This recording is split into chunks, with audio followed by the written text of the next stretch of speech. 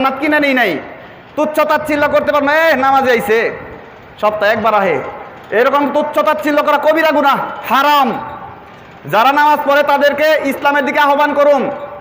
উদউ ইলা সাবিলি রব্বিকা বিল হিকমাহ, অর্থাৎ আহ্বান করো তুমি তোমার রবের পথে হিকমত দ্বারা রবের দিকে আহ্বান করো।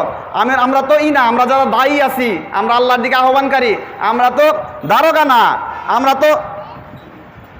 আমরা তো আরেকজনের জোর করে ইসলাম পালন করাইতে পারতাছি না, দরকারও নাই তার। আমরা শুধুমাত্র দাওয়াত দিতে পারি।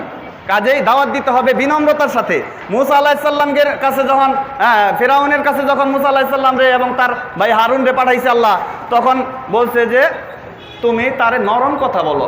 আর আমরা, সে কাফির, ফেরাউনের থেকে বড় কাফির, বড় জালেম আর আছে নাকি? আবু জেহেল থাকতে পারে, কিন্তু মুসার সময় তো আর কোনো জালিম ছিল না। মুসা আলাইহিস সালাম এর সময় তো আর কেউ ছিল না তার মতো জালিম। তাইলে তারেও নরম কথা বলতে বলছে আল্লাহ।